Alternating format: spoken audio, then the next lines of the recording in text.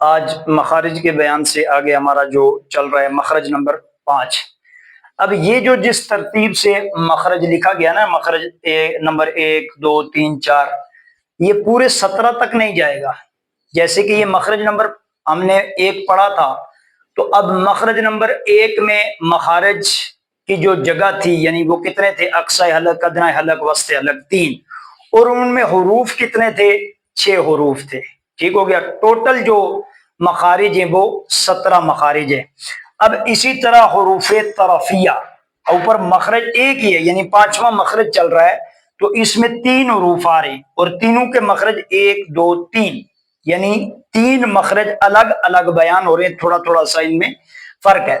اب حروف طرفیہ، طرف کنارے کو کہتے ہیں، تو اس وجہ سے حروف طرفیہ ان کو کہا جائے گا۔ اور یہ حروف کتنے ہیں؟ یہ 3 حروف ہیں۔ سب سے پہلا جو ہے یہ لام ہے۔ زبان کا کنارہ اور ضاحک سے ثنایا تک کے مشوروں سے ادا ہوگا۔ ضاحک سے یعنی ہنستے ہوئے جو دانت ظاہر ہوتے ہیں، نوکیلے دانت، جو نوکدار دانت ہیں، ان کے ساتھ والے دانتوں کو جو ہے وہ ضاحک کہا جائے گا۔ اور اس سے لے کر ثنایا تک کے مشوروں سے، لام، لام، ال، ال، الحمد، الحمد، اللہ اکبر، الحمد، الحمد۔ اب یہ جہاں جا کر لام کی آواز رک رہی ہے، یہ اس کا مخرج ہے۔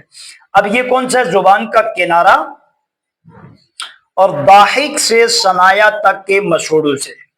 آگے ہے نون۔ اب نون میں کیا فرق ہے؟ نون، اور یہ نون جب آپ ادا کریں گے تو نون، واو، نون، یہ 3 حرف اس میں استعمال ہوں گے، تو نون پہلا اور آخری جو نون پڑھتے ہوئے اس کی آواز بے شک ناک میں جائے، لیکن نون، نون، ابھی واو کی جو آواز ہے، یعنی واو مدہ آ رہا ہے، تو یہ آواز جو ہے یہ ناک میں نہیں جانی چاہیے۔ پہلے نون کی آواز بے شک جائے، آخر میں نون، اس کی آواز ناک میں جائے، لیکن نون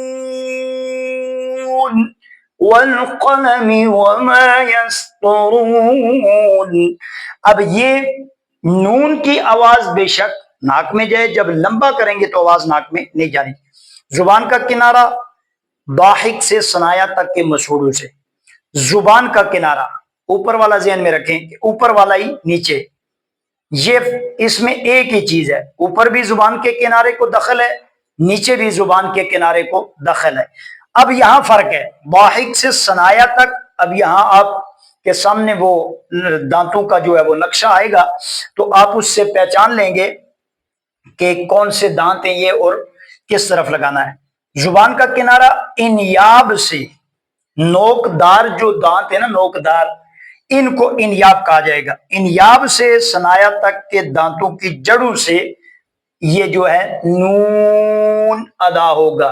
نون، یعلمون، نون، جہاں جا کر آواز رکے گی وہ اس کا مخرج ہوگا۔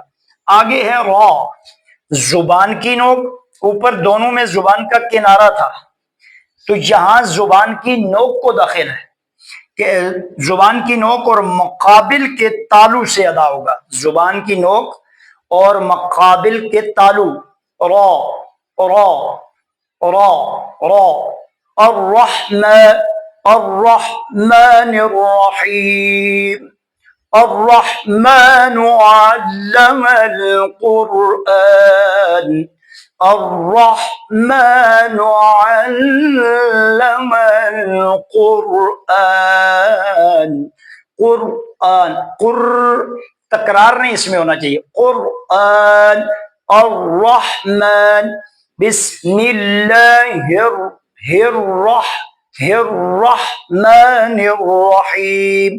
تو یہ ہمارا لام، نون اور را، حروف طرفیہ کا مخرج مکمل۔